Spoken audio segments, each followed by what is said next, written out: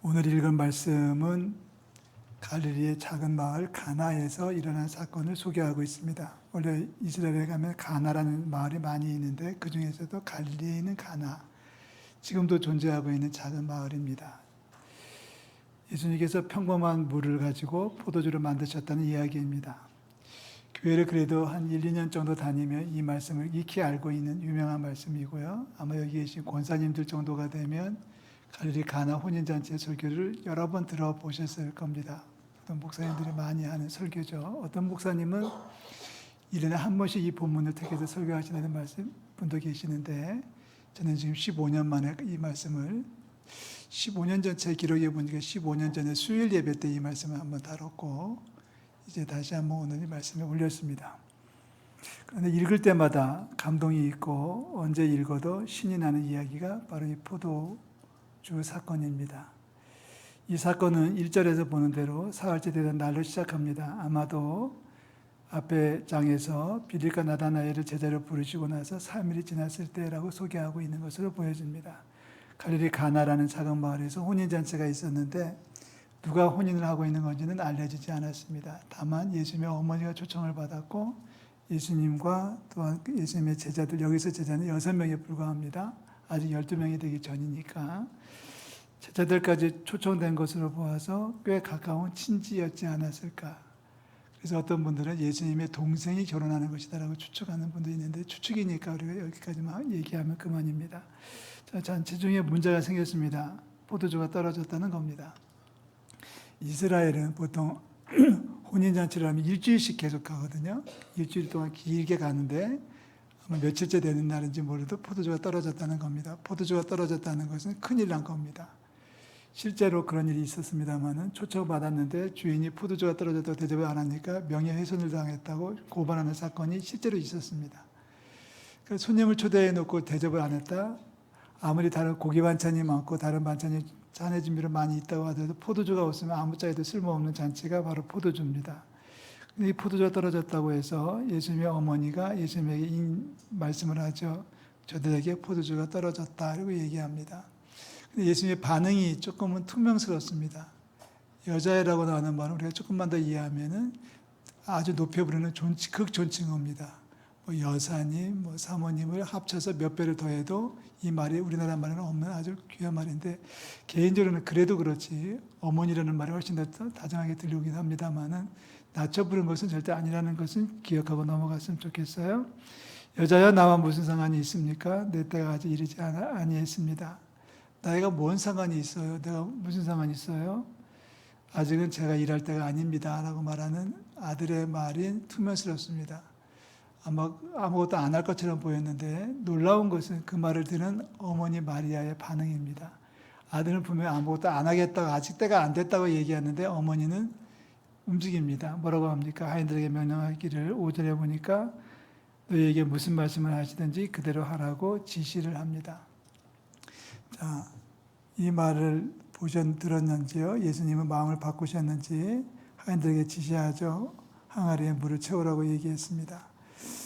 거기에 정결예식에 쓰는 항아리가 6개가 있었는데 이 정결예식은 뭐 거창한 종교적 예식은 아니고요. 밥을 먹기 전에 밖에서 나갔다 들어오면 손을 씻어주는 정도의, 손 닦는 물 정도에 불과한 정결예식, 그러니까 깨끗하게 하는 의식에 쓰였던 거죠. 2-3통 들어가는 정도라고 되어 있습니다. 한 통이 보통 40리터, 이것이 2-3통 들어가니까 한 돌 항아리 하나 전체를 보면 100리터 정도 되는 그냥 중간 크기의 항아리라고 보시면 좋겠습니다. 100리터 정도 들어가는 돌 항아리가 6개가 놓여 있었는데 거기에 물을 채웠습니다. 하인들은 명령대로 아기까지 물을 채웠고 물이 다 채워지니까 예수님은 연회장에게 갖다 주려고 말합니다. 연회장, 연회를 주관하는, 잔치를 주관하는 총괄 매니저라고 생각하시면 맞겠습니다. 연회장은 영문도 모른 채 마셨습니다. 물을 마신다고 생각했는데 포도주였습니다. 여기서 이제 학자들의 고민이 나와요. 신학자들의 고민입니다. 여러분도 고민해 보시겠습니까? 물이 언제 포도주로 바뀌었을까요? 항아리에다 물을 채울 때 이미 포도주로 바뀌었을까요? 아니면은 물을 떠다 주는 그 중간에 서서히 바뀌어서 물이 포도주로 변했을까요? 아니면 연회장이 받아가지고 마시는 순간에 시작할 때는 물이었는데 목구멍에 들어갈 때는 포도주로 바뀌었을까요? 오늘 점심 드실 때 항아리에 물을 부었을 때 이미 포도주로 바뀌었다고 생각하시는 분들은 점심을 반 그릇만 드시고요. 제가 볼 때는 제 개인적인 생각입니다. 학자들마다 지금 의견이 분분한데 마시는 순간에 포도주로 바뀌었을 것 같은 느낌은 들어요. 근데 별로 중요하지 않습니다. 정말 중요한 것은 11절 말씀이에요. 11절 말씀 다 같이 읽어보겠습니다. 11절 예수께서 이 첫 표적을 갈릴리 가나에서 행하여 그의 영광을 나타내심에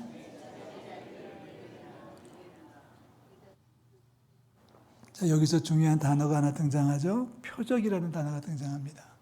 표적. 우리가 잘 쓰는 말은 기적입니다. 기적이라고 하는 말은 상식을 벗어나서 기이하고 놀라운 일을 말할 때 기적이라고 말합니다. 상식을 벗어난 게 기적이에요. 제가 역기를 드는데 200kg를 들면 기적입니다. 상식을 벗어나면 기적이에요. 자, 근데 오늘 성경은 뭐라고 말하냐면 이 표적이라고 말해요. 기적이라고 안 하고 표적이라고 말해요. 표적은 영어로 말하면 사인입니다. 쉬운 말로 바꾸면 안내 표지판이에요. 우리가 길거리를 가다가 표지판을 보죠. 화살표를 쭉 거놓고 무슨 표시를 합니다. 그래서 어디로 가는 길이라는 사인을 줄 때 그를 표적이라고 말해요. 그러니까 예수님께서 물을 포도주로 만드셨다고 하는 것은 뭔가를 보여주기 위한 사건이었다는 거예요. 그냥 단순히 물이 변해서 포도주가 된 것이 아니라 그것으로 끝나는 것이 아니라 뭔가 이 사건을 통해서 무엇인가를 말씀하고 싶었다는 겁니다. 자, 화살표를 그렸다고 생각하시면 화살표가 가르치는 곳에 뭐가 있을까요? 과연 이 표적이 가르치는 마지막 목적지는 어디였을까요? 바로 예수 그리스도입니다. 그러니까 예수님이 누군지를 보여주기 위해서 예수님 스스로 이 일을 만드셨다는 거예요. 그게 표적입니다. 성경이 알려주고 싶었던 중요한 사실, 단순히 물이 변해서 포도주가 되는 게 아니라 그 이상의 어떤 의미가 있는 이 사건은 바로 예수님이 하나님의 아들이라고 하는 사실을 알려주기 위해서 베풀어 주신 사건이라는 뜻이에요. 다시 말해서 이 물이 포도주로 바뀌는 사건을 보면서 읽으면서 우리가 받아들일 수 있는 교훈은 뭐냐면 하나님이시구나. 이걸 받아들여야 되는 거예요. 예수님이 하나님이시네라고 하는 겁니다. 그냥 단순히 물이 변해서 포도주 된대 하는 정도에 끝나서 안 된다는 얘기입니다. 자, 그 얘기를 우리가 1장에서 거슬러 가서 찾아보려고 합니다. 1장 12절 말씀. 여러분 성경책 한 페이지 넘기시면 1장 12절이 있죠. 다 같이 읽습니다. 영접하는 자, 곧 그 이름을 믿는 자들에게는 하나님의 자녀가 되는 권세를. 자, 영접하는 자, 하나님의 아들을 믿는 그 믿음을 얘기하고 하셨어요. 영접하는 자, 곧 그 이름을 믿는 자들에게는 하나님의 자녀가 되는 권세를 주셨다. 예수님이 누구예요? 예수님을 믿으면, 예수님을 영접하면 하나님의 자녀가 된다는 것을 보여주시기 위한 사건이었다는 거예요. 14절 말씀 한 번 더 읽겠습니다. 14절. 말씀이 육신이 되어 우리 가운데 거하심에 우리가 그의 영광을 보니 아버지의 독생자의 영광이요 은혜와 진리가 충만하더라. 자, 물이 변해서 포도주 됐네, 야 마신네 정도의 끝이 아니라 이 사건을 만드시고 이 기적을 만드시고 이 표적을 행하시는 예수님을 보면서 말씀이 육신이 되신 하나님의 아들이시구나는 사실을 깨우쳐야 된다는 얘기입니다. 자, 세례 요한은 뭐라고 말합니까? 29절 말씀 넘어가서 보시면 29절 다 같이 읽습니다. 이튿날 요한이 예수께서 자기에게 나아오심을 보고 이르되 보라 세상 죄를 지고 가는 하나님의 어린 양이로다. 자, 세례 요한이 뭐라고 말해요? 예수님을 세상 죄를 지고 가는 하나님의 어린 양이다. 지금 바로 이분이 하나님의 어린 양이라는 사실을 보여주기 위해서 표적을 보여주신 거란 얘기예요. 그러니까 물이 변해서 포도주가 된 게 중요한 게 아니라 지금 안내 표지판 화살표가 가르치는 마지막 지점에 초점을 맞춰야 되는 겁니다. 거기에 예수님이 계시고 예수님은 하나님의 아들로서 이 땅에 오신 하나님의 아들로서 세상 죄를 지고 가는 하나님의 어린 양이다. 이 사실을 보여주기 위해서 이 표적을 행하셨다는 것이 중요합니다. 다시 말해서 예수님은 어떤 분이에요? 라고 말하면 물을 변해서 포도주 만드신 분이야. 주일학교 수준이에요. 어린아이 수준입니다. 우리는 이렇게 받아들입니다. 예수님이 어떤 분이셔? 라고 물으면은 하나님의 아들이셔. 이렇게 얘기해야 된다는 얘기예요. 아멘. 예수님은 하나님의 아들이신 줄로 믿습니다. 하나님이신 줄로 믿습니다. 그 하나님께서 역사하셔서 물을 변해서 포도주 되게 만드셔 주셨어요. 그 사건을 우리가 지금 읽고 있습니다. 자, 그런데 우리는 여기서 중요한 이야기를 하나를 더 얹어야 됩니다. 이야기에 등장하는 인물들 여러분 살펴보셨으면 좋겠어요. 맨 처음에 등장하는 인물이 바로 어머니입니다. 어머니가 등장합니다. 예수님의 어머니 마리아는 어떤 사람입니까? 20도 안 됐을 때 15살 전후에서 성령으로 잉태돼가지고 예수님을 잉태해서 10개월 동안 뱃속에 키웠다가 애를 낳아가지고 30살이 될 때까지 키우고 양육했던 어머니입니다. 아이가 잉태될 때부터 뭔가 하나님의 말씀, 사자의 말씀을 들어가지고 뭔가 느낌이 있었고 울림이 있었던 여인이죠. 애를 키우면서 얼마나 많은 생각을 많이 했겠어요. 얼마나 많은 대화를 모자지간에 나누었겠습니까? 자, 그 예수님의 어머니가 결혼식 잔치에서 포도주가 떨어졌다는 소식을 듣고 나서 아들에게 얘기합니다. 아드님, 아들아, 포도주가 떨어졌다고 한다. 그 말에는 뭔가 아들이면 해결해 줄 수 있다고 하는 믿음을 갖고 있었던 거예요. 그리고 드디어 30살이나 됐으니까 드디어 나가서 세례도 받고 왔고 제자도 6명이나 거느리고 왔는데 보니까 이제 뭔가 일을 할 것 같은 느낌을 어머니는 받았겠죠. 그리고 아들이라면 하나님의 아들이 맞다면 뭔가 일을 할 수 있고 해낼 능력이 있다는 사실을 어머니는 알고 있었고 믿고 있었습니다. 이게 중요한 거예요. 그래서 문제 현장에 문제 한복판에 예수님을 초청해 드립니다. 포도주가 떨어졌다. 아들은 얘기하죠. 나가 무슨 상관이 있어요? 아직 때가 안 됐는데요 라고 말하지만 어머니는 아들이 뭔가 해줄 것을 믿었어요. 그래서 얘기합니다. 하인들에게 얘기하기를 뭐라고 말씀하시니 그대로 해주세요 라고 하인들에게 지시하고 있는 어머니의 모습은 믿음입니다. 자, 우리에게도 마리아가 가졌던 믿음이 필요하지 않겠습니까? 주님은 지금도 살아계셔서 우리의 필요를 채워주시고 문제를 해결해 주시는 살아계신 하나님의 아들이신 줄로 믿습니다. 그 믿음이 얼마나 좋아요. 말은 그렇게 하지만 뭔가 해줄 걸 믿었고 또 할 수 있는 능력이 있다는 사실도 믿었고 그래서 하인들에게 지시합니다. 뭐라고 말하든지 그대로 따라주세요 라고 말하는 어머니의 믿음이 보통 믿음이 아니에요. 이 믿음이 오늘 저와 여러분들에게 있기를 주의 이름으로 축복합니다.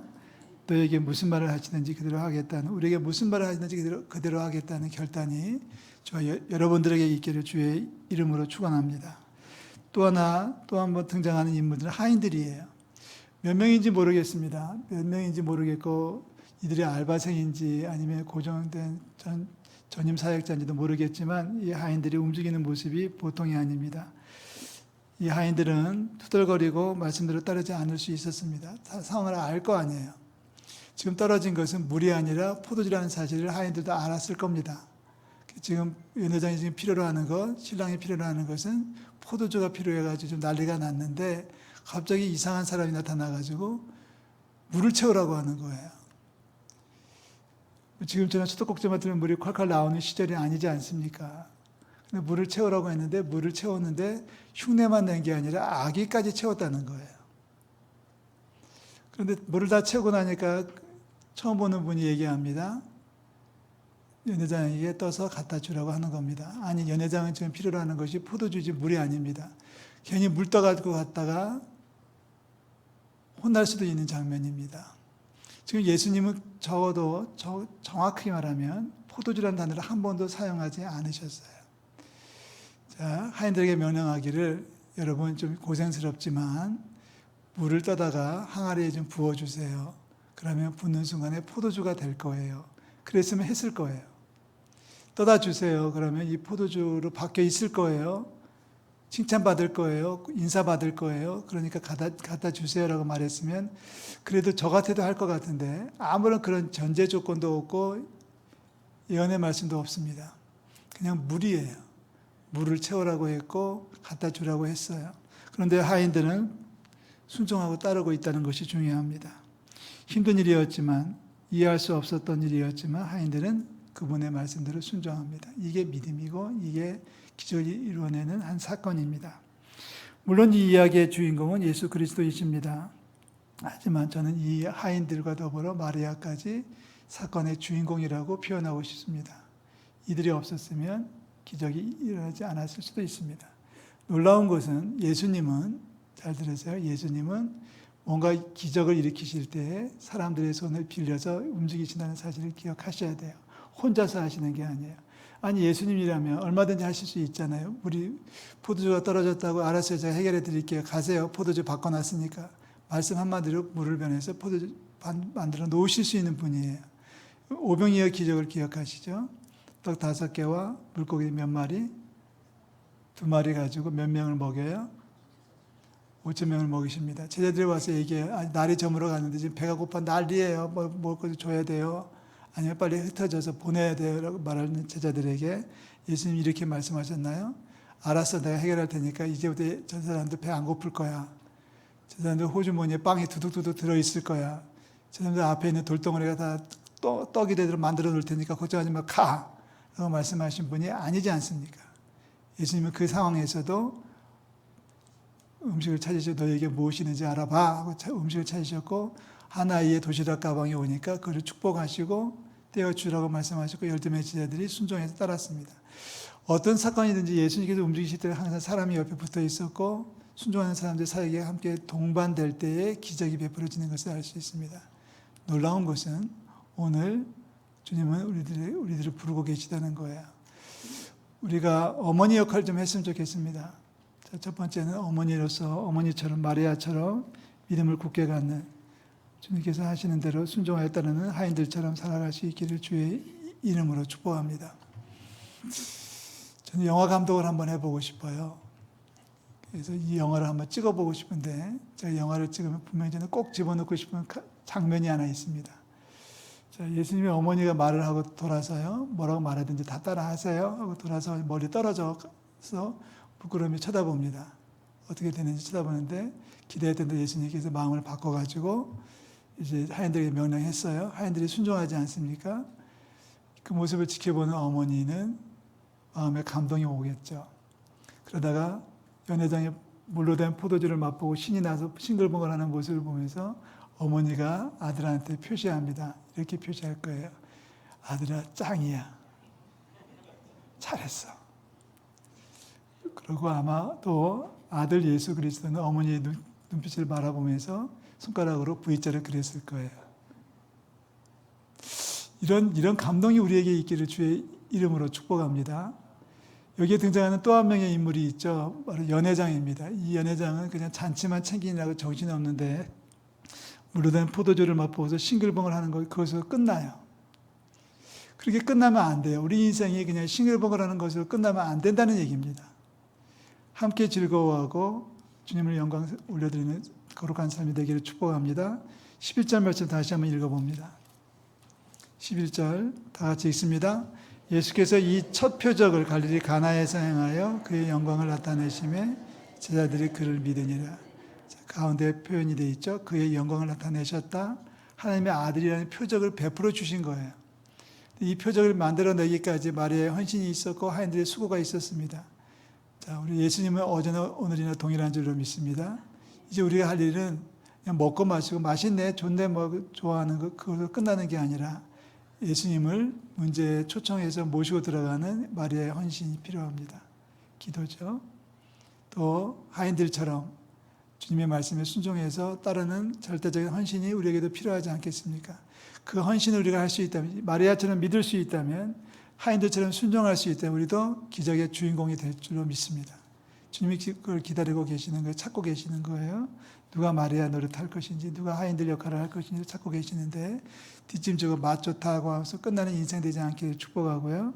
마지막까지 주의 영광을 드러내는 저와 여러분들 되시기를 우리 주님의 이름으로 축원합니다. 믿고 순종함으로 하나님 나라를 살아가는 주인공이 되시기를 주의 이름으로 축원합니다. 기도하겠습니다.